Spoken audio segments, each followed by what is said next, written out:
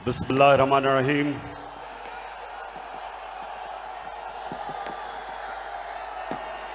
अल्लाह तेरी इबादत करते हैं, तेरे से मदद मांगते हैं।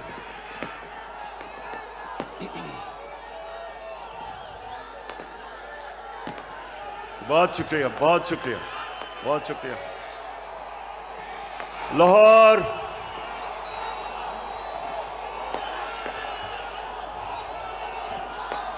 शुक्रिया, शुक्रिया। लाहौर मैं आपका जितना भी शुक्रिया अदा करूं वो कम है।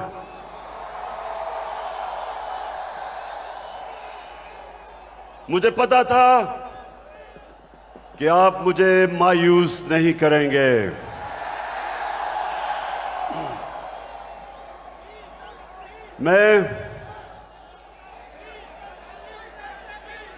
मैंने कभी इतने बड़े जलसे के सामने खिताब नहीं किया। आप सबका शुक्रिया। माशाअल्लाह, अल्लाह का भी शुक्र अदा करता हूं कि उसने आपके दिल में वो शऊर डाला, आपको जगाया। ये अल्लाह का करम है। ये अल्लाह का खास करम होता है जब वो एक कौम को जगा देता है और एक इंसानों के हजूम को एक कौम बना देता है। ये अल्लाह तेरा लाख लाख शुक्र है। लाहौर में इधर पास ही मेयो हॉस्पिटल में पैदा हुआ था और मुझे बचपन से एहसास था। ये आपने आज गौर से बातें सुन। सामने प्लीज बैठ जाएं, बैठ जाएं, आप बैठ जाएं। वो नीचे देख सकते, नीचे बैठ जाओ, बैठ जाओ, बैठ जाओ, बैठ जाएं, सामने बैठ जाएं, वो देख नहीं सकते। बैठ जाएं प्लीज। देखें, मैं पाकिस्तान के साथ बड़ा हुआ हूं। मैं बार बार लोगों को बताता हूं कि मेरे मां बाप एक गुलाम हिंदुस्तान में पैदा हुए थे और उन्होंने पाकिस्तान की तहरीक में शिरकत की थी। और बचपन से उन्होंने मुझे एक चीज बताई कि तुम खुशकिस्मत हो कि एक आजाद मुल्क में पैदा हुए हो। और मैंने जब क्रिकेट की ग्राउंडों के ऊपर अपने मुल्क का नाम ऊपर किया और हमारा पाकिस्तान आहिस्ता आहिस्ता आहिस्ता क्रिकेट की दुनिया में ऊपर जाना शुरू हुआ, तो हमें फख्र होता था कि हम वो पाकिस्तानी हैं जो एक आजाद पाकिस्तान को दुनिया में उठा रहे हैं। तो मेरे पाकिस्तानियों, लाहौर के लोगों, जो आप सब यहां हैं, जो बाहर हैं, वैसे मैंने कभी इतनी पब्लिक नहीं देखी। मैं फिर से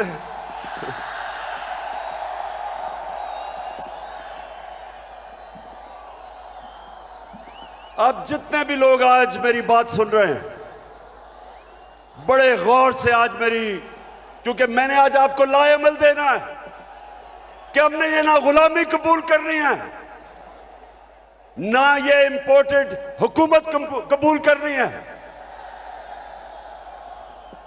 और ये अब आपको पता चला है कि सिलेक्टेड हुकूमत क्या होती है। जो बाहर से सिलेक्ट होके लोगों के ऊपर मुसल्लत की जाती है, ये होती है सिलेक्टेड हुकूमत। जो डरती है इलेक्शन से, जो साजिशों से, जो पैसे लगा के, जमीन खरीद के, बाहर जो साम्राज्य उनकी जूते पॉलिश करके जो आज ऊपर हमारे मुल्क पे मसलत की गई है। तो मैं आज आपको लाएमल दूंगा कि मैं किसी सूरत इस हुकूमत को कबूल नहीं करूंगा। मैं इन गुलामों को और पाकिस्तान के करप्ट तरीन लोगों को मैं कभी कबूल नहीं करूंगा। और मैं अभी आपको लाएमल देता हूं, लेकिन उससे पहले यह साजिश क्यों हुई? मेरे लाहौर के लोगों, जरा थोड़ा सा सब्र से सुने, यह साजिश हुई क्यों। मैं जब से वजीर आजम बना, मेरी सबसे बड़ी कोशिश यह थी कि हमारी आजाद फॉरेन पॉलिसी बने। आजाद फॉरेन पॉलिसी का मतलब यह कि हम जो भी फैसले करें अपने लोगों के मफादात के लिए करें। मैं अपने लोगों को किसी बैरूनी मुल्क की उनके मफादात के लिए कुर्बान ना करूं। मेरे फैसले मेरी कौम के लिए हों।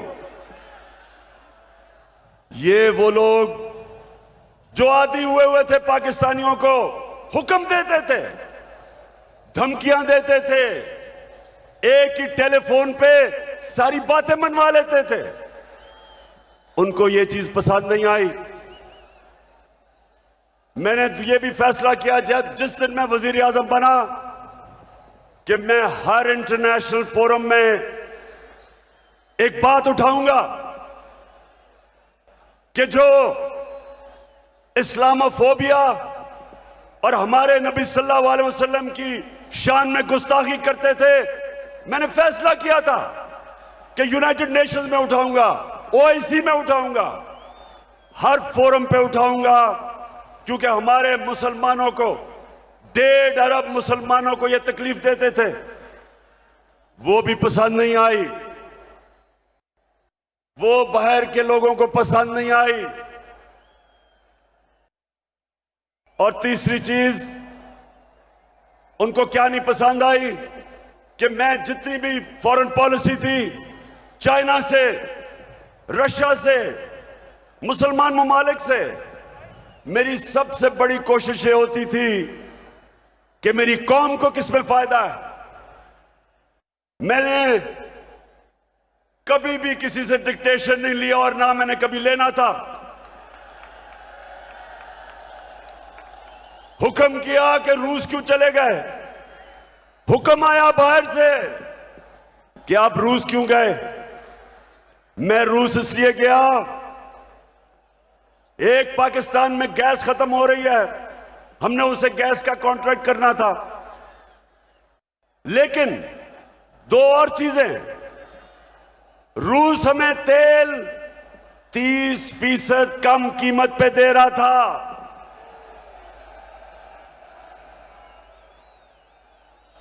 तेल 30% कम कीमत पे, इसका मतलब कि पेट्रोल और फजल रहमान को 30% कम पे हम बेच सकते थे।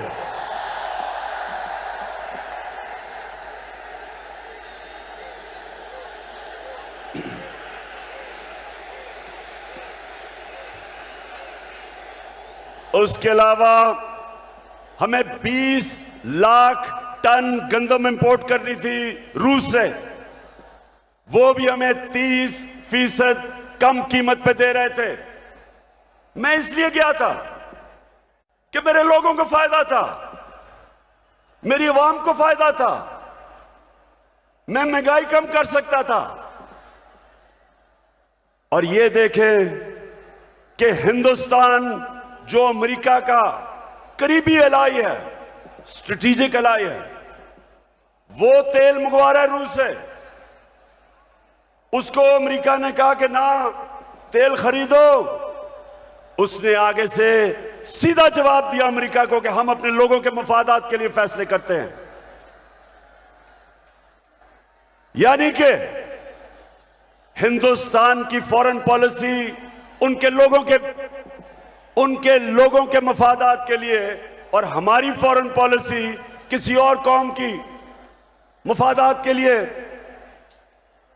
यह भी पसंद नहीं आई बात, चाइना से ताल्लुकात वो भी पसंद नहीं आए, तो तब बाहर से साजिश होनी शुरू हुई। लेकिन ये याद रखें कि साजिश कभी मुकम्मल नहीं हो सकती जब तक अंदर मुल्क के मीर जाफर और मीर सादिक ना बैठे हों। मीर जाफर वो गद्दार था जिसने अंग्रेजों के साथ मिलके मुसलमानों की हुकूमत, सिराजुद्दौला की हुकूमत गिराई जाती मफादात के लिए। और मीर सादिक वो था निजाम हैदराबाद के साथ मिलके, अंग्रेजों के साथ मिलके टीपू सुल्तान को इन्होंने हरवाया। यहां भी मीर सादिक और मीर जाफर बैठे हुए थे जिन्होंने बाहर की साजिश में पूरा हिस्सा लिया।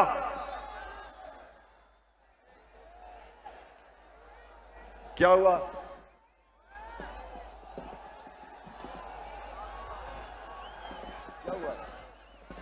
अच्छा सुना जरा, हो जाएगा ठीक।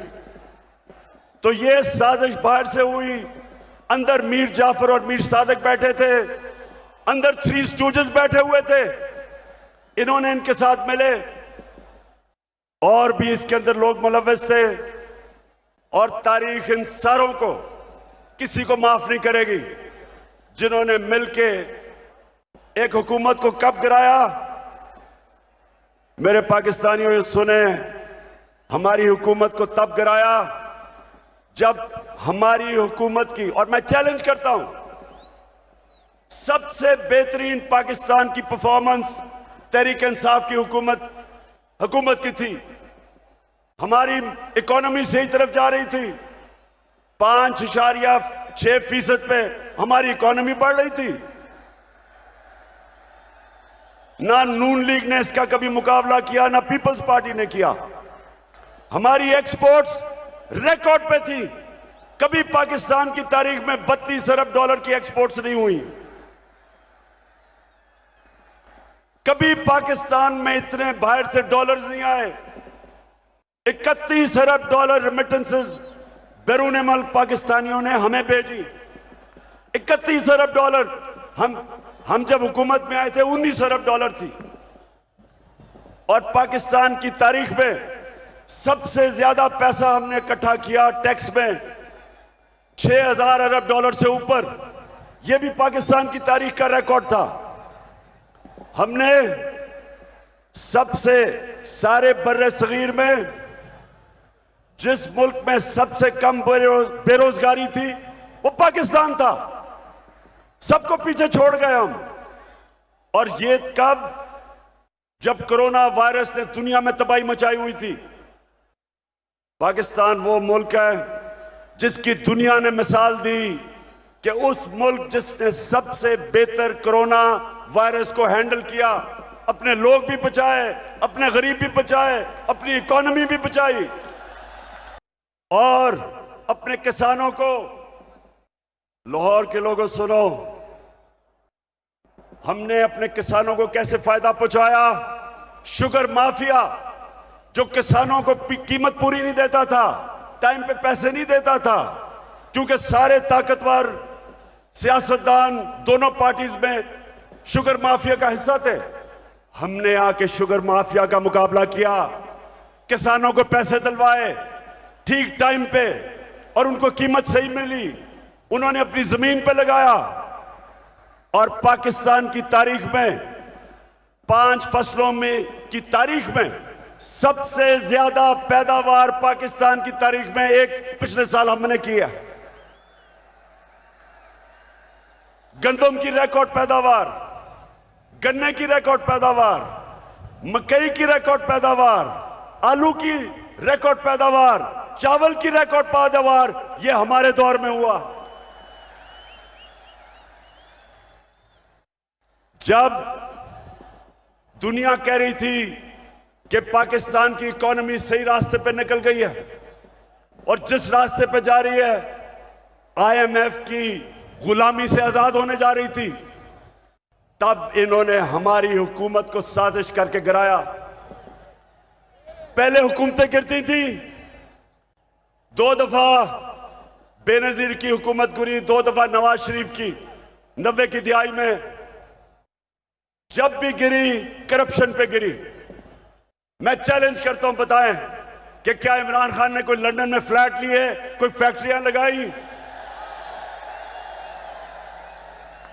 मेरे पे आज इल्जाम लगाया जा रहा है कि जनाब तोशा खाना से इसने कोई चीजें ली, जरा लाहौरियों जरा सुनो तोशा खाना है क्या, समझो पहले ये क्या है। जो भी तोहफा मिलता है प्राइम मिनिस्टर और उनके वजीरों को, जो भी तोहफा मिलता है वो तोशा खाना में जाता है। इनके जमाने में जब तोशा खाना में प्रेजेंट जाता था तो ये 15% पैसे दे के जो हुकूमत को जाती थी वो खरीद सकते थे।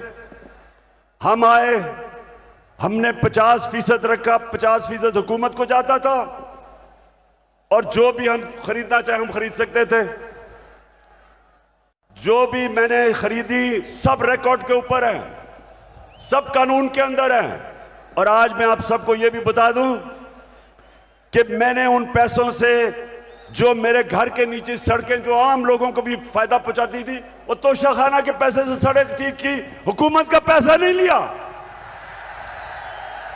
मेरा जो घर है मैं कानून के मुताबिक उसको कैंप ऑफिस बना के सारे खर्चे हुकूमत देती है, यानी आप देते हैं टैक्स, आप टैक्स पेयर उसका पैसा सारा देता है। मैं अपने खर्चे देता हूं। मैं कोई ना लाहौर का घर ना वहां कैंप ऑफिस नहीं किया, अपने पैसे से वो चलाया।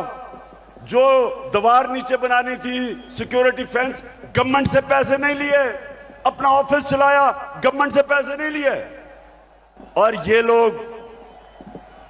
लोग जो आज प्रोपेगेंडा कर रहे हैं, मैं चैलेंज करता हूं कि तुम्हारे मैं चैलेंज करता हूं कि कभी पाकिस्तान की तारीख में किसी प्राइम मिनिस्टर ने अपने ऊपर इतना कम पैसा खर्च नहीं किया जो मैंने किया, कि बाहर से साजिश हुई। अब ये जरा गौर से सुनना है आपने, क्योंकि मैं चाहता हूं इसके बाद जो मैं आपको लाएमल दूंगा वो बड़ा जरूरी है कि पहले आप समझ जाएं कि ये हुआ क्या, ये क्या कितनी बड़ी साजिश इस मुल्क के खिलाफ की गई है। एक और हमारे साम्राज्य जो बाहर बैठे हुए हैं, एक और मसला क्या था कि मैं पहले दिन से, जिस दिन जनरल मुशर्रफ घुटने टेक गया एक टेलीफोन कॉल की अमेरिका से और उनकी जंग में लेके गया, मैं पहले दिन से इसके खिलाफ था। हर फोरम पे मैंने कहा कि हमारी जंग नहीं है। हर जगह मैं कहता गया कि पाकिस्तानियों को कुर्बान कर रहे हो किसी और की जंग में। और मैंने यह भी कहा कि अफगानिस्तान में कोई मिलिट्री सोल्यूशन नहीं है, बातचीत से मसला हल होगा। मुझे बुरा भला कहा गया, तालिबान खान कहा गया, मुझे कहा मैं दहशतगर्दों के साथ हूं, मेरी पूरी कैरेक्टर असैसिनेशन हुई। लेकिन मैं क्यों कह रहा था कि हमारी जंग नहीं है? क्योंकि मेरे पाकिस्तानियों, फॉरेन पॉलिसी बनती है, बार बार अपने ज़हन में डाल लो, अपने लोगों के फायदे के लिए। कौन से मुल्क अपने आप को किसी और मुल्क के लिए कुर्बान करता है? 80,000 हमारे लोग शहीद हुए, 6,500 हमारे फौज के नौजवान शहीद हुए, हमारा कबायली इलाका उजड़ गया, 100 अरब से डॉलर से ज्यादा मुल्क को नुकसान हुआ। कभी कोई कमीशन बैठी, कभी किसी ने यह सोचा कि ये किसने हमें इस जंग में लेके गया ताकि आगे से हम इस तरह की हिमाकत ना करें। तो जब मेरे से इंटरव्यूअर ने पूछा कि आप अमेरिका को बेस देंगे, क्या कहा मैंने? और क्या आप मेरे से कोई और उम्मीद रखते थे? एब्सोल्युटली नॉट के अलावा कोई उम्मीद रखते थे? क्योंकि मेरा जीना मरना पाकिस्तान में है, ये मेरा मुल्क है, ये मेरे लोग हैं। मैं क्यों अमेरिका के लिए अपने लोगों को कुर्बान करूं? तो ये भी उनको तकलीफ थी, उनको चाहिए थे चेरी ब्लॉसम बूट पॉलिश करने वाले, जो कहता कि बेगर्स आर नॉट चूजर्स, यानी कि क्योंकि हम मकरूज हैं, हम गुलाम हैं, हम आपके जूते पॉलिश करेंगे। पाकिस्तानियों ये याद रखो, मैं बार बार आपको एक चीज कहता हूं, कभी कभी किसी जमात को वोट ना दो जिनके लीडर्स के पैसे जायदादें मुल्क से बाहर पड़ी हैं, कभी उनको वोट ना दो। क्योंकि जिधर इनके पैसे बाहर पड़े हैं, इनकी जायदादें बाहर पड़ी हैं, इनकी प्रॉपर्टीज बाहर हैं, इनके ऑफशोर अकाउंट्स बाहर हैं, ये याद रखें, ये कभी साम्राज्य का प्रेशर बर्दाश्त नहीं कर सकते। ये वो करेंगे जो उनको हुक्म मिलेगा। उनको इस तरह के करप्ट गुलाम पसंद इसलिए हैं कि ये हमेशा उनके सामने झुके रहेंगे। 400 ड्रोन अटैक हुए पाकिस्तान में। पाकिस्तानियों, 400 ड्रोन अटैक हुए। यहां कोई दुनिया में मिसाल ही नहीं कि जिस मुल्क के लिए आप जंग लड़ रहे हैं वो आपके ऊपर ही बमबारी कर रहा है। इसकी कोई मिसाल नहीं मिलती। 400 ड्रोन अटैक हुए पाकिस्तान में। एक दफा कभी नवाज शरीफ के मुंह से एक दफा निकला कि ये आप बड़ा गलत कर रहे हैं, ये सारे ह्यूमैनिटेरियन लॉज के खिलाफ है, ये कानून के खिलाफ है कि जज, जूरी, एक्सिक्यूशनर 4000 मील दूर बैठ के एक बटन दबाता और लोग मर जाते हैं, नीचे बम फट जाते हैं। ये 400 ड्रोन अटैक्स हुए पाकिस्तान में। एक लफ्ज इनके मुंह से नहीं निकला। मैं निकला सड़कों पे, मैंने धरने किए ड्रोन्स के खिलाफ, मैंने हर जगह अपनी आवाज बुलंद की, लेकिन इनके मुंह से एक लफ्ज नहीं निकला, क्योंकि ये अपने पैसे के गुलाम हैं और पैसे बाहर पड़े हुए हैं इनके। और मेरे पाकिस्तानियों, जो मुझे सबसे ज्यादा तकलीफ है, आप में अभी हौसला है ना, मैंने आपसे बड़ी जरूरी बातें करनी है।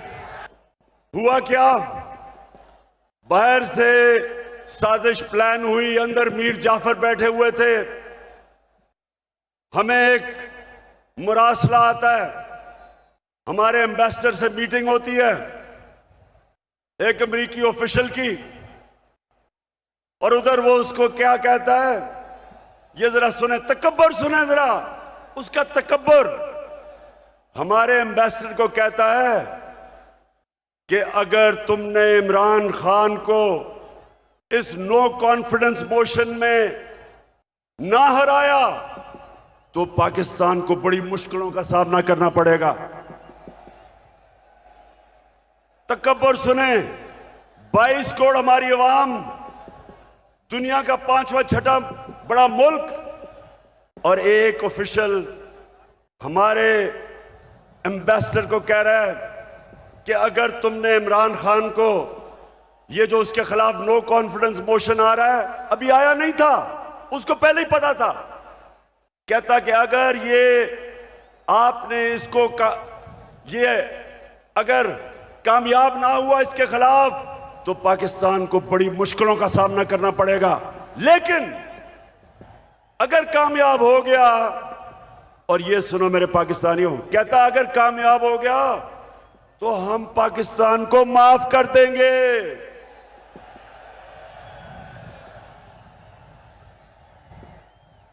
हमने क्या जुर्म किया कि वो हमें माफ कर देगा? कि क्या ये जुर्रत की कि हम रूस चले गए अपने मुल्क की खातिर, या ये कहा कि हम आपको बेच नहीं देंगे? तो मेरे लाहौर के लोगों, याद रखो कि उनको ये किधर से गलत आदतें पड़ी। हिंदुस्तान को क्यों नहीं ये कहते? इनकी जुर्रत है हिंदुस्तान के प्राइम मिनिस्टर को वहां, अच्छा प्राइम मिनिस्टर मैं हूं, ये सुना जरा, चीफ एग्जीक्यूटिव पाकिस्तान का मैं हूं, और मैसेज किसको दे रहे हैं, किसको कह रहे हैं किसको हटा दो? बताएं किसको कह रहे हैं? प्राइम मिनिस्टर तो मैं था। तो मेरे पाकिस्तानियों जरा गौर से सुने, ये साजिश फिर क्या होता है, एकदम अगले दिन अदम एतमाद की वो आती है तहरीक, वो टेबल करते हैं असेंबली में, और हमारे जनाब 20 लोगों को वहां सिंध हाउस में जाना शुरू हो जाते हैं उनकी बोली लग जाती है, 20-20 करोड़ में उनके जमीर बिकने शुरू हो जाते हैं।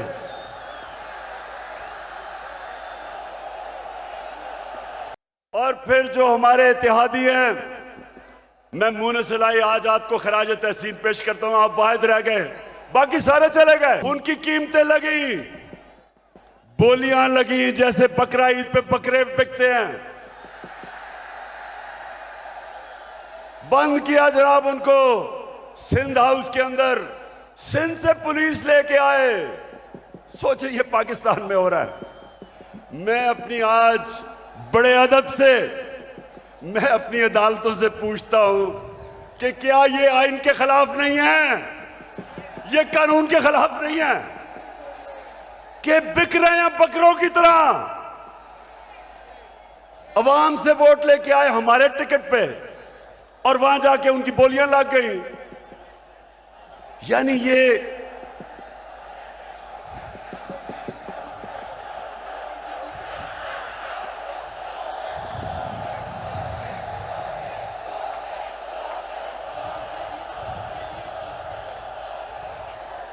वैसे देखो मेरे पाकिस्तानियों, एक आप सब ने वादा करना है, वोट हमें दे या ना दे, मैं आप सारे पाकिस्तानियों से बात कर रहा हूं, लेकिन खुदा के वास्ते कभी इन लोटों को सारी जिंदगी वोट नहीं देना आपने।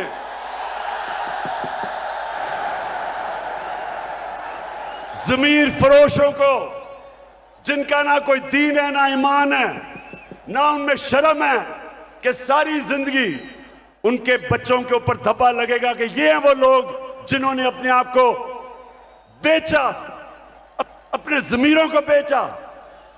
सारी जिंदगी के लिए इनके ऊपर एक मोहर लगे कि कभी ये सियासत के पास ना आए। जिन जिन हलकों में ये जाएंगे, मेरी कौम पाकिस्तानियों, अगर आपने इनको किसी भी हलके में जीतने दिया, आप इस मुल्क से गद्दारी करेंगे। और फिर जो होता है वो तारीख का हिस्सा है। अदालतें भी 12 बजे खुल जाती हैं।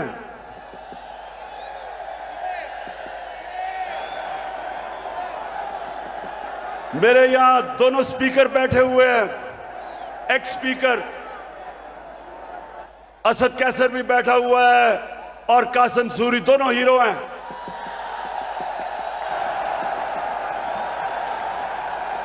हम सारा वक्त, हमारे आइन में ट्राइकोटमी ऑफ पावर की बात थी, हमारे आइन में यह था कि सुप्रीमेसी ऑफ पार्लियामेंट, लेकिन ये सब हमने अपनी आंखों के सामने,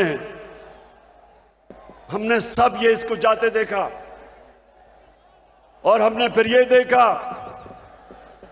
और ये सबसे तकलीफ दे चीज है पाकिस्तानियों, जरा मेरी ये बात सुननी है।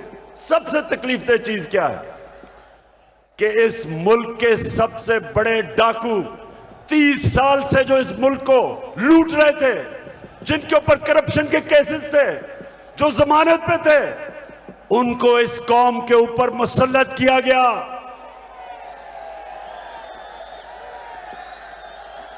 पाकिस्तानियों, मैं, मेरे से बेहतर शायद कोई भी पाकिस्तान की सियासत में ना अमेरिकनों को जानता है ना यूरोपियंस को जानता है जो मैं जानता हूं।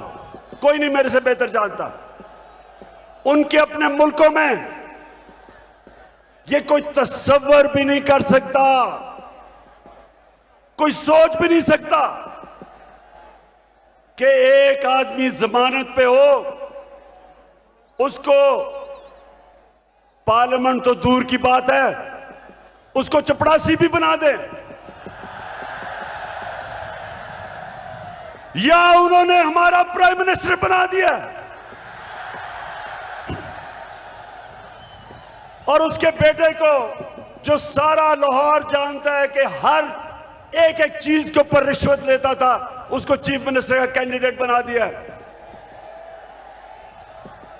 मैं ये सोचता हूं, आज मेरे पाकिस्तानियों सुनो जरा, मैं ये सोचता हूं क्योंकि मैं उन माशरों को बड़ी अच्छी तरह जानता हूं कि वो हमें कितनी हकारत से देखते हैं, हमें वो क्या समझते हैं कि चोरों के हमारे ऊपर मुसल्लत कर दिया। खुद सोचो, 20 साल ये जो आज बैठे हुए हैं, ये एक दूसरे को चोर कहते रहे हैं। क्या ये चेरी ब्लॉसम ने नहीं कहा था कि मैं आसिफ जरदारी का पेट फाड़ के पैसा निकालूंगा? ये क्या लोगों को बेवकूफ समझते हैं?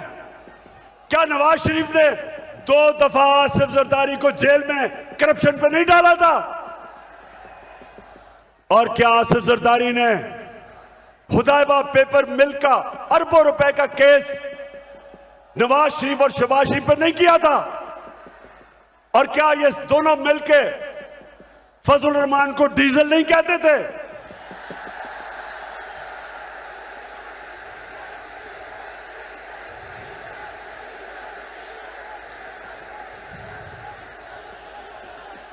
इससे ज्यादा आप एक मुल्क के ऊपर क्या जुल्म कर सकते हैं कि ये 3 स्टूजेस को, ये मुल्क के माना डाकुओं को मुल्क के ऊपर मुसल्लत करें।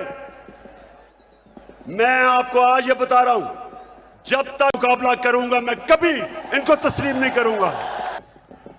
पाकिस्तानियों, अब ये जरा मेरी बात सुना। ये इतना बड़ा इस मुल्क पे जुल्म किया इन्होंने कि आपको अंदाजा नहीं कि ये जो हमारे माशरे को करेगा, एटम बॉम्ब भी नहीं कर सकता। मेरे नबी सल्लल्लाहु अलैहि वसल्लम ने तकरीबन 1500 साल पहले कहा था, ये सुने मेरी बात खामोशी से, ये बहुत जरूरी आपके लिए समझना है कि क्यों पाकिस्तान एक अजीम कौम नहीं बन सका। 1500 साल पहले उन्होंने कहा था, मेरे पाकिस्तानियों, 1500 साल पहले उन्होंने कहा था कि वो कौमें बर्बाद हो जाती हैं जो छोटे चोरों को पकड़ के जेल में डालती हैं और बड़े डाकुओं को उनका निजाम पकड़ नहीं सकता। ये है आपके सामने। अब इससे बड़ी मिसाल क्या है कि 40 अरब रुपया शहबाज शरीफ और उसके बेटों के ऊपर 40 अरब रुपए के एफआईए में और नैब में केसेस हैं। एफआईए के 16 अरब रुपए इसके नौकरों के नाम पे एफआईए ने पकड़े हैं और इस आदमी को प्राइम मिनिस्टर बना दिया।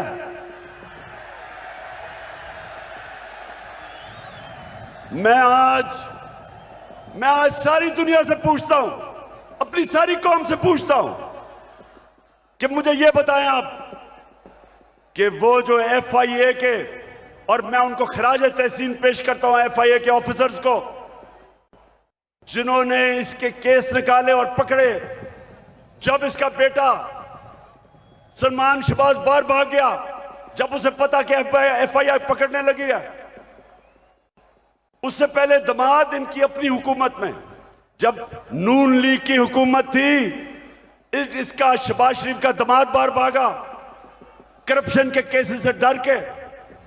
नवाज शरीफ के दोनों बेटे बाहर भागे क्योंकि वो बता नहीं सकते थे कि अरबों रुपए की प्रॉपर्टीज इनके पास लंदन में किधर से आई। इसहाक डार प्राइम मिनिस्टर के प्लेन पे नून लीग की हुकूमत में बाहर भागा, उसके बेटे बाहर भागे हुए हैं। ये लोगों को हमारे ऊपर मुसल्लत किया जा रहा है। 95% इनके ऊपर केसेस हमारे दौर में नहीं बने, पहले के बने हुए हैं। और ये लोग आज जिधर आके बैठ गए हैं, मुझे ये बताएं कि कौन सा गवर्नमेंट ऑफिसर इनके खिलाफ एक्शन लेगा? कब आगे से एफआईए कब इनके खिलाफ एक्शन लेगी? जब उनको पता ये होगा कि ये तो उनके ऊपर इंतकामी कार्रवाई करेंगे अगर वापस आ गए। अब सोचें, कहीं दुनिया में होता है कि वो एफआईए जिसने इसके ऊपर केसेस निकाले हैं, ये उसी के ऊपर आके बैठ गया और सबसे पहले इसने उस दिलेर ज़हीन ऑफिसर को फारग किया जिसने इसके केसेस पकड़े थे। तो मैं फिर बड़े अदब से अपनी अदलिया से पूछता हूं कि क्या आपका काम नहीं इनकी हिफाजत करना, इन ऑफिसर्स की? क्या आपका काम नहीं कि एक कॉन्फ्लिक्ट ऑफ इंटरेस्ट, कि जो आदमी एफआईए में पकड़े हुए केसेस, आपका काम नहीं उनकी हिफाजत करना? तो पाकिस्तानियों, मैं आज आपके सामने एक और बात कहता हूं। 3.5 साल मैं हुकूमत में कोशिश करता रहा कि इनके केसेस आगे बढ़े। 3.5 साल में कोशिश करता रहा। पुराने केसेस थे इनके, जरदारी के ऊपर अरबों रुपए के केस थे, उसकी और उसकी वो जो ओमनी ग्रुप, बिलावल भुट्टो को भी उसी अकाउंट से पैसा जा रहा है, फेक अकाउंट से, जिधर रेहान अली को पैसा जा रहा है। साफ ओपन एंड शट केस। वो जो सिंध का चीफ मिनिस्टर है उसके ऊपर पूरा केस ओपन एंड शट, लेकिन कुछ होता ही नहीं था। मेरे नीचे ना नैब भी मेरे नीचे नहीं, अदलिया आजाद। क्या कर सकते थे? 100 एफआईए के केसेस जो इसके ऊपर हुए, और वो भी डर डर के बेचारों ने किया। तो मेरे हाथ में क्या था? और जिनके हाथ में पावर थी, मैं आज आपको यह कहना चाहता हूं कि वो करप्शन को बुरा ही नहीं समझते थे। उनके लिए करप्शन बड़ी चीज ही नहीं थी।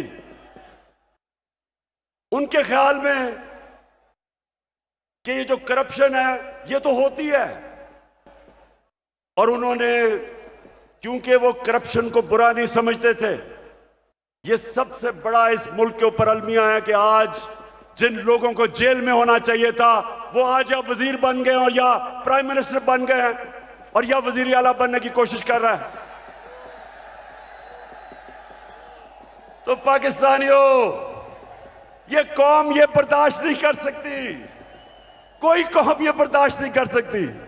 इसलिए मैं अभी आपको लाएमल दूंगा कि हमने करना क्या है, लेकिन मैं ये आपको वाज़ेह कर दूं, मैं जब तक जिंदा हूं मैं इस नाइंसाफी और जुल्म का मुकाबला करता रहूंगा। पाकिस्तानियों, लाहौर के मेरे बाशऊर शहरियों, पहले बताएं आप तैयार होंगे जो मैं आपको बाद में बताने लगा हूं मेरे साथ? इंशाअल्लाह। अच्छा, अब मैं आपको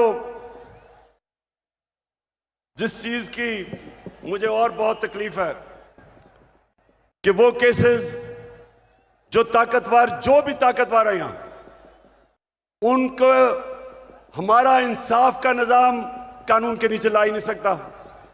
अब ये सोचें कि जब हमारे नबी सल्लल्लाहु अलैहि वसल्लम ने कहा था कि कौम तबाह हो जाती जब ताकतवर को नहीं पकड़ती, डाकू को और सिर्फ छोटे चोरों को पकड़ती है, उनकी सोचें, उनकी हिकमत, यानी उनमें अल्लाह ने उनको सबसे दुनिया का अजीम आदमी किसी वजह से बनाया था और हमें हुक्म किया था कि उनकी सुन्नत पे चलो।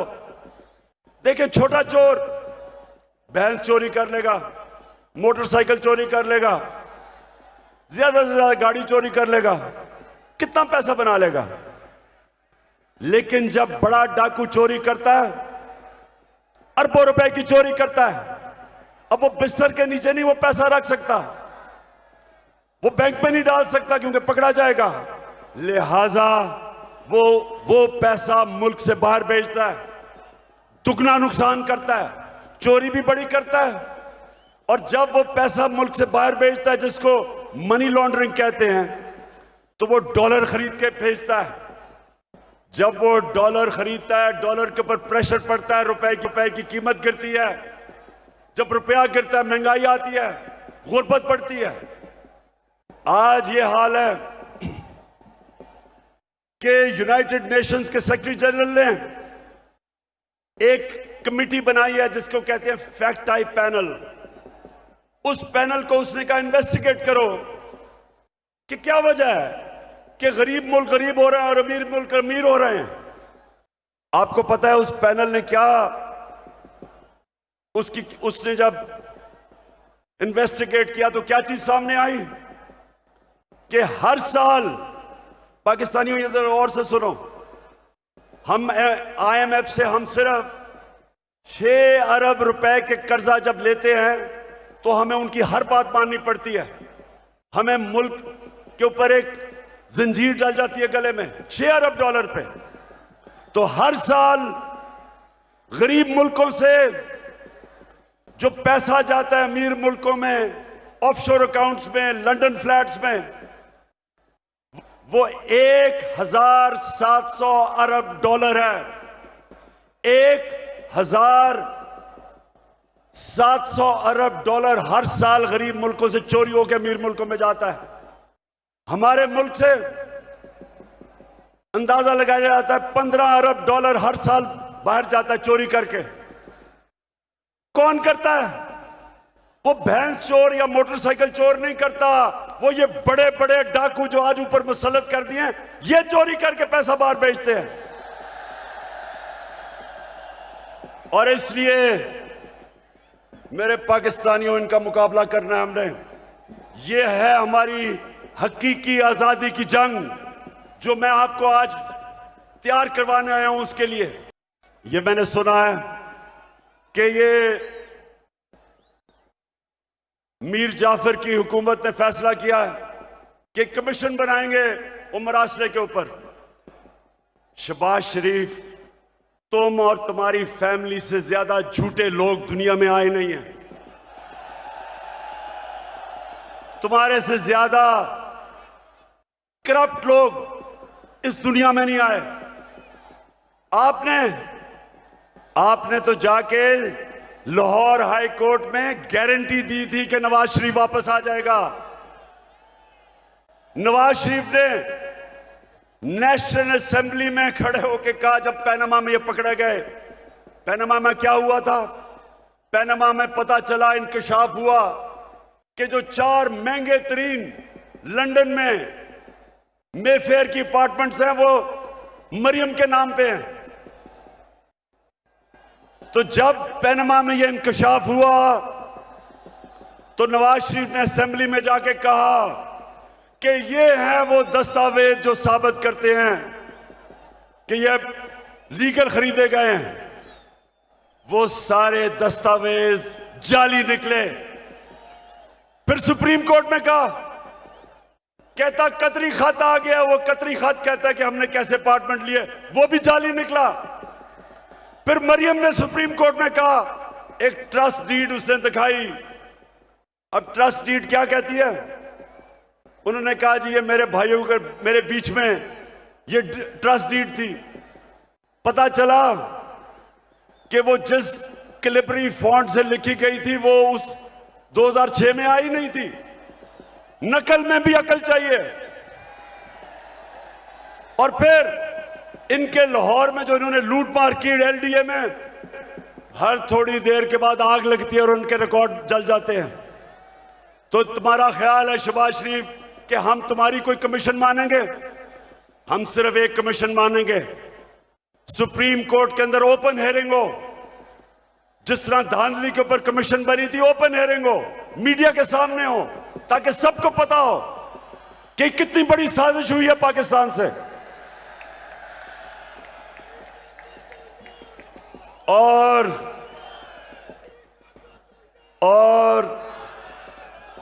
ये जो भी चीफ इलेक्शन कमिश्नर है, ये जो चीफ इलेक्शन कमिश्नर है, इसको तो नून लीग के अंदर कोई ऑफिस का ओहदा दे दो। इसका जितना इसने तहरीक इंसाफ के खिलाफ काम किया आके, मैं तो कहता हूं कि नून लीग के लोग भी शर्म आती उनको काम करते हुए कि सारे फैसले हमारे खिलाफ। फॉरेन फंडिंग केस क्या है? हमें बैरून मुल्क पाकिस्तानियों ने पैसे भेजे, वो पाकिस्तानी जो कि $31 अरब इस मुल्क को भेजते हैं जिस पे पाकिस्तान चलता है, वो फॉरेन फंडिंग नहीं है। और हमने इनको बार बार कहा है कि जब भी आप इन्वेस्टिगेट करें तो नून लीग की भी साथ इन्वेस्टिगेशन करें, पीपल्स पार्टी की भी करें। और लाहौर के लोगों, मैं आपके सामने दावा करता हूं कि जब भी हमारी सामने इन्वेस्टिगेशन होगी, दूध का दूध पानी का पानी हो जाएगा। एक पार्टी होगी पाकिस्तान की तारीख में जो पॉलिटिकल फंड रेजिंग करती है, लोगों से पैसे इकट्ठे करती है, इनके पैसे वो बिजनेसमैन देते हैं जिनके साथ मिलकर ये पैसे बनाते हैं, उनको कॉन्ट्रैक्ट्स दिलवाते हैं, फिर उनसे पैसे लेते हैं। एक एक का नाम भी मुझे पता है। उनसे पैसे लेते हैं, इनके पास कोई फंड रेजिंग का तरीका नहीं है। तो मैं चैलेंज करता हूं कि अगर हिम्मत है तो हम तीनों के इकट्ठे केस सुनो, ताकि सारी कौम को पता हो, सारी कौम के सामने आए कि किससे सही मायने में पैसे इकट्ठे करें और कौन 2 नंबरी से पैसे इकट्ठे करता है। वैसे मैं सोचता हूं ये नून लीग के और पीपल्स पार्टी के लोगों को मैं सोचता हूं, और वो डीजल वाले के लोगों को भी, कि मुझे ये बताएं कि कोई आपको शर्म नहीं आती कि वहां जरदारी फैमिली के अलावा कोई नहीं आता ऊपर, यहां शरीफ फैमिली के अलावा कोई नहीं आता, उधर फजल रहमान के बेटों के अलावा कोई नहीं आता। कोई आपको शर्म नहीं आती कि किसी में सलाहियत नहीं ऊपर आने की? हमारी पार्टी में क्यों नहीं है? बताएं मेरा कौन सा रिश्तेदार है? बताएं कौन है रिश्तेदार, कौन सा दोस्त है मेरा पावर में? क्योंकि मेरिट के ऊपर चल रहे हैं हम। ये खानदानी पार्टीज, मैं इनके ऊपर हैरत मुझे होती है कि क्यों नहीं इनको अजीब लगता कि वो एक बच्चे को बाहर से उर्दू उसको पूरी आती नहीं, उसके सामने बड़े बड़े झुके हुए होते हैं। वो जब नवाज शरीफ प्रेसिडेंट ओबामा को मिला पर्चियां पकड़ के, तो जिसकी काम पे टांग रही थी, 14 साल हो गए, उर्दू नहीं आ रही सही तरह, करते करते में फर्क ही नहीं पता चलता उसको।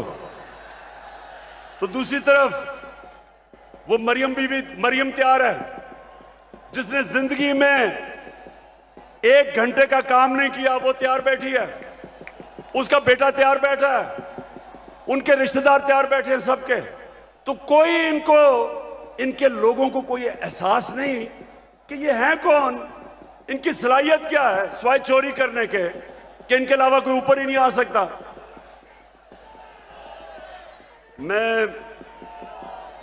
अब मैं आपसे आखिर में, अब जो मैं बात करने आया था, आप सबको यहां इकट्ठा किया, उस पे मैं आने लगा हूं। तो मैं सबसे पहले पाकिस्तानियों, अब आपने थोड़ी सी जरा तहम्मुल से मेरी बात सुननी है, क्योंकि इसके लिए मैंने आज आपको बुलाया है। देखिए पाकिस्तानियों, आज वो दिन है, 84 साल पहले इल्लामा इकबाल इस दुनिया से गए थे। सामने उनका मजार है, और वो एक ऐसा इंसान था, शायद ही कोई ऐसा ज़हन 500 साल में मुसलमान दुनिया में आया हो। और इल्लामा इकबाल की जो पूरी कोशिश थी कि एक गुलाम कौम को उठाए, जिंदा करे गुलाम कौम को, उनकी इतनी शायरी है। लेकिन जो मुझे सबसे ज्यादा पसंद है, और आज जो मैं एक फिक्रा कहना चाहता हूं, कि उस रिस्क से मौत अच्छी है जिस रिस्क से परवाज में आती है कोताही।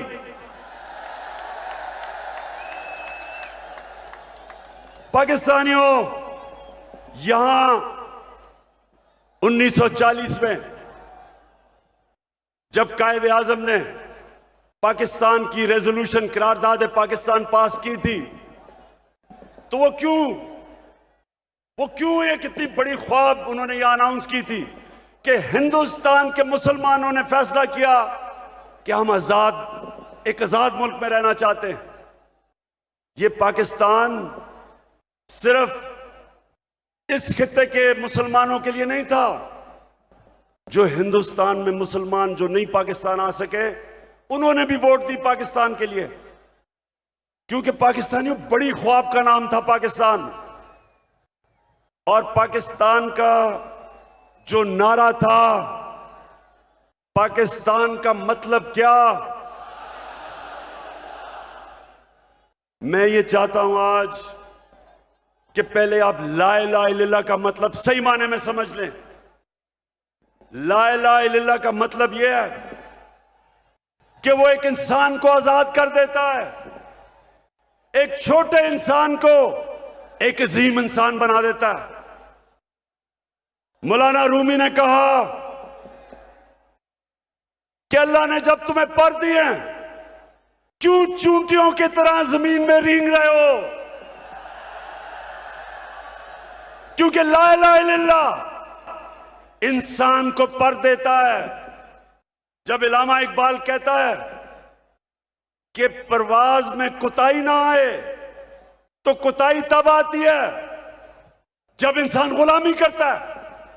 कभी गुलाम बड़े काम नहीं कर सकता, सिर्फ एक आजाद इंसान बड़े काम कर सकता है। और मैंने रहमतुल लिल आलमीन अथॉरिटी इसलिए बनाई क्योंकि मुझे एहसास हुआ कि हमारे बच्चों को, हमारे नौजवानों को सीरत नबी का तो पता ही नहीं है। हमारे नबी सल्लल्लाहु अलैहि वसल्लम ने, ये जरा लाहौर के लोगों तहम्मुल से सुनो मेरी बात, उन्होंने मदीना में इंसानों को पर लगा दिए। वो अरब जिनकी कोई हैसियत नहीं थी, दो सुपर पावर थी दोनों तरफ, पर्शियन और रोमन एम्पायर, बैजेंटाइन एम्पायर, बीच में वो अरब जिनकी कोई हैसियत नहीं थी। मैंने इसलिए अपने बच्चों को फैसला किया कि हम सीरत नबी पढ़ाएं अपने नौजवानों को, ताकि आपको पता तो चले कि क्यों अल्लाह ने हमें हुक्म दिया है कि नबी के रास्ते पे चलो। क्योंकि उससे अजीम इंसान कभी आया ही नहीं, ना आ सकता है। उन्होंने उन लोगों को जो बटे हुए थे कबीलों के अंदर, उनको सबको इकट्ठा किया एक नजरिए के ऊपर। ला इलाहा इल्लल्लाह का मतलब उनके दिलों में गया, उनकी जंजीरें टूटी। जंजीरें जो इंसान को जमीन पे रखती हैं, इकबाल के शाहीन बने वो, दुनिया की उन्होंने इमामत की। और ये दुनिया की तारीख का हिस्सा है, ये सारी दुनिया की तारीख का हिस्सा है जिसका हमें पता ही नहीं है कि उन्होंने क्या किया था, जो इंसानों की जंजीरें तोड़ के उन सबको दुनिया की लीडर्स बना दिया। तो पाकिस्तानियों, इसलिए मैं आज आपके पास आया हूं कि ये जो कहता है कि बेकर्सन कि हम जनाब मकरूज हैं इसलिए गुलाम हैं, शहबाज शरीफ तुम पैसे के गुलाम हो, हम कौम आजाद हैं। और दूसरा कहता है कि जनाब हम तो लाइफ सपोर्ट मशीन पे हैं, अमेरिका जब चाहे बंद कर दे।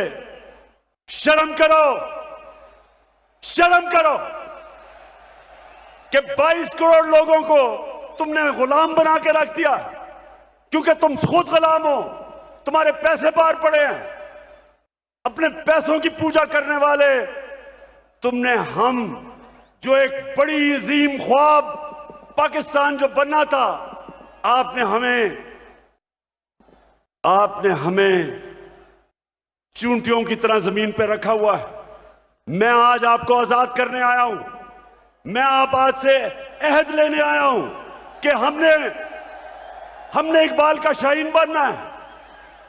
हमने किसी सूरत किसी के सामने झुकना नहीं है। हमने 22 करोड़ की एक ऐसी कौम बनना है, वो कौम बनना है। और मेरा लीडर कायदे आजम था, जो एक गुलाम हिंदुस्तान में भी आजाद आदमी था। तो पाकिस्तानियों, मैं चाहता हूं कि आप अपना मुकाम समझें। कुरान में अल्लाह कहता है कि मैंने इंसान को अशरफुल मखलूकात बनाया, सबसे अजीम मखलूक। फरिश्तों को कहा कि इंसान के सामने झुको। शैतान को उन्होंने जन्नत से निकाला एक वजह से, इबादत तो वो सबसे ज्यादा करता था अल्लाह की, क्योंकि उसमें तकब्बर था, कहता मैं इंसान के सामने नहीं झुकता। और अल्लाह ने उसे कहा कि तुम्हें भी अंदाजा नहीं कि मैंने इसको क्या सलाहियतें दी हैं। और कुरान में फिर यह भी है, जब इंसान ऊपर जाता है तो फरिश्तों के उससे ऊपर चला जाता है, लेकिन जब वो गिरता है जानवरों से नीचे गिर जाता है। हमारे ऊपर है, हम ऊपर जाना चाहते हैं या जमीन पे रेंगना चाहते हैं। पाकिस्तानियों, आप एक दफा फैसला कर लें। जब आप फैसला करेंगे कि हम किसी सूरत स्वाय अल्लाह के किसी के सामने नहीं झुकेंगे, आपकी परवाज ऊपर चली जाएगी। जिस दिन ला इलाहा इल्लल्लाह का मतलब आप समझ गए, आपकी जंजीरें टूट जाएंगी। ये जो गुलामी की जंजीरों में हमें डालना चाहते हैं टूट जाएंगी। अब सब उठ जाएंगे। 22 करोड़ लोग हैं बाहर, पाकिस्तानी बैठे हैं, हर किस्म की सलाहियत रखते हैं, लेकिन ये चोर और डाकू, पैसे के गुलाम, अगर ये आपके ऊपर बैठे रहे, ये मुल्क कभी आगे नहीं बढ़ेगा बल्कि नीचे जाएगा। हमारी फॉरेन पॉलिसी आजाद नहीं हुई। स्वाय थोड़ी देर के भुट्टो के जमाने में, और भुट्टो को साजिश करके अंदरूनी मीर जाफर ने उसको फांसी दिलवाई। कभी उसके बाद आजाद नहीं हुई, लेकिन कभी इतनी गुलाम भी नहीं हुई जो ये 3 स्टूजेस के दौरान हुई है। जो इन्होंने हमारे साथ किया, जिस तरह इन्होंने हमें गुलामी करवाई, इसकी कोई मिसाल नहीं है। रमजी यूसुफ को पकड़ा दिया अमेरिकनों को हमारे कानून के बरखिलाफ। एमएल कांसी को पकड़ा दिया हमारी अदालतों को पूछे बगैर। एमएल कांसी के वकील ने अमेरिका की अदालत में क्या कहा, जब उन्होंने पूछा जज ने कि क्यों पाकिस्तान के कानून के बगैर आप उसको उठा के ले गए, तो उसका वकील कहता कि पाकिस्तानी अपनी वालदा को बेच देंगे डॉलरों के पीछे। और वो किसका दौर था? नवाज शरीफ का दौर था। हम नहीं बेचेंगे, नवाज शरीफ बेच देगा, पैसे का पुजारी है। फिर जनरल मुशर्रफ का दौर आया, 9/11 के बाद इसने पकड़ पकड़ के पाकिस्तानियों को ग्वांटानामो बे में दे दिए। मुल्ला ज़ईफ तालिबान का एम्बेसडर था, जिनीवा कन्वेंशन के मुताबिक उसको प्रोटेक्शन थी। उन्होंने उसके बावजूद पकड़ा दिया, उनको ग्वांटानामो बे में भेज दिया। हमारे मुल्क से लोगों को उठा उठा के ले गए। हम जंग उनकी लड़ रहे हैं और दुश्मन हम ही बने हुए हैं। 400 ड्रोन अटैक्स करवा दिए, कबायली इलाके को उजाड़ दिया। जो कबायली इलाके के लोगों को मुश्किलों का सामना करना पड़ा, आप सोच भी नहीं सकते। 35 लाख लोगों ने नकल मकानी की वहां से, 40 लाख लोगों ने स्वाद से नकल मुकानी की। या मेरे 2 एक्स मिनिस्टर्स बैठे हुए हैं।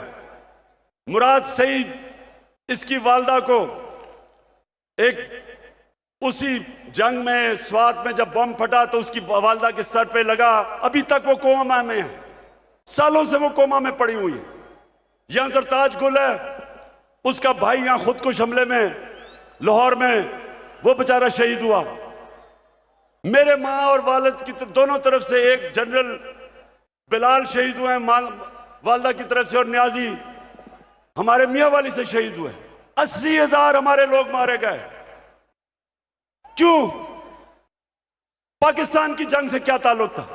क्योंकि गुलाम बैठे हुए थे।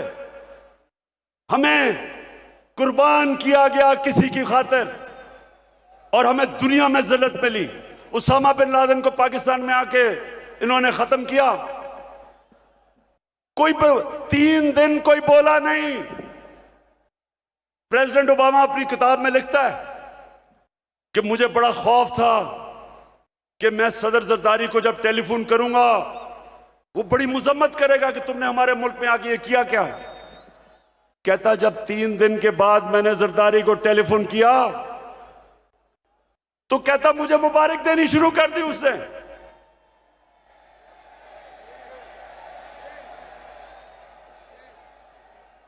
किसी के मुल्क में आके जो आपकी जंग लड़ रहा है, उसी मुल्क में आके आप किसी को मार दें, और आपको बताएं भी ना, और वो सारी लीडरशिप हमारी पैरों में पड़ी हुई थी। पाकिस्तानियों याद रखें, कभी आपकी कभी दुनिया इज्जत नहीं करेगी जब तक आप अपनी खुद इज्जत नहीं करेंगे। तो मैं आज आपके पास जो पैगाम लेके आया हूं वो ये कि हमने फैसला किया है कि पाकिस्तान की हकीकी आजादी की तहरीक चलाना। हमारे ये मुखालिफ समझते हैं कि जी मीनार पाकिस्तान के बाद क्या होगा। कान खोल के सुन लो,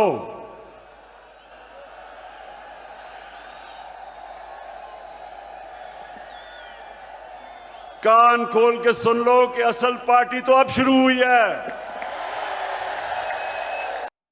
सारे पाकिस्तान, ये मैं तहरीक इंसाफ को कॉल नहीं दे रहा, मैं अपने सारे पाकिस्तानियों को कॉल दे रहा हूं, बल्कि मैं नून लीग और पीपल्स पार्टी के लोगों को जो इस मुल्क में आजादी चाहते हैं, जिनको पता नहीं कि कितनी बड़ी साजिश हुई है, मैं उनको भी आज पैगाम दे रहा हूं कि आपने सबने तैयारी करनी है।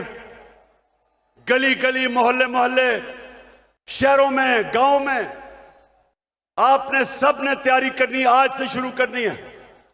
आपने मेरी कॉल की इंतजार करनी है जब मैं आप सबको इस्लामाबाद बुलाऊंगा।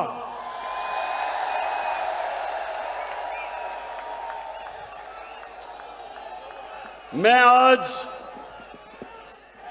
ये वाजे कर दूं कि मैं किसी किस्म का तसादुम नहीं चाहता। ये मेरा मुल्क है, मेरे कोई इस मुल्क के बाहर जाने की जगह नहीं। ये तो जब भी थोड़ी मुश्किल आती है बाहर भाग जाते हैं। ऐसे लगता है कि ये बर्तानिया की क्वीन को इनके रिश्तेदार है, सारे वहीं भाग जाते हैं। वो इसहाक डार, वो यहीं इधर ही पुराने शहर में, उसका बाप की साइकिलों की दुकान थी, बड़ा मेहनत का आदमी था, लेकिन आजकल उनको जरा देखें, लगता है वो कोई बर्तानिया का लॉर्ड था।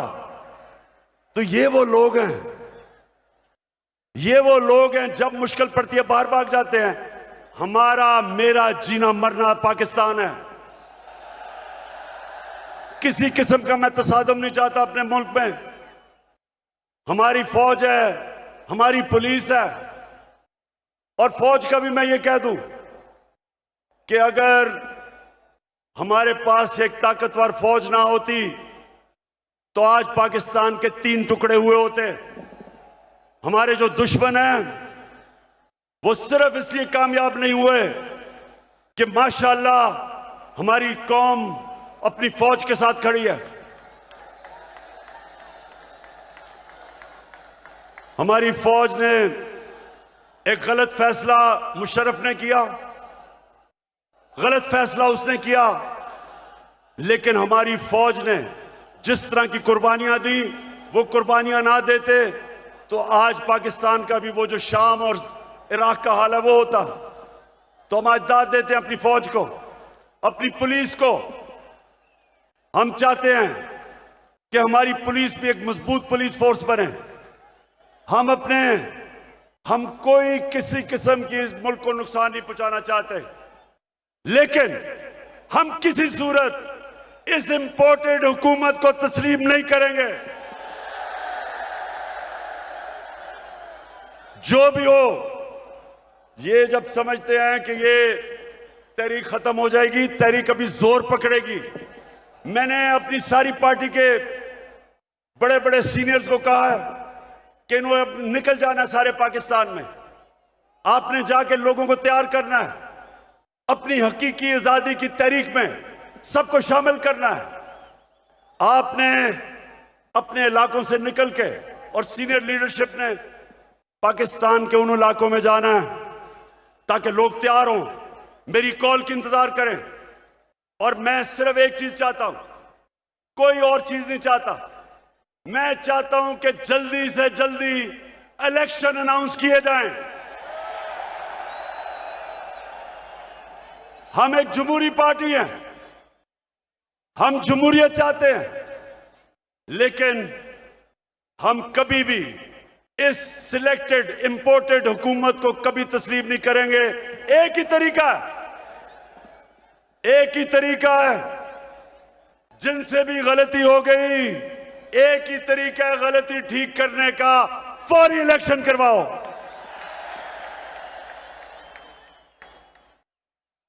सत्ताईसवीं तारीख को मैं चाहता हूं मेरे पाकिस्तानियों,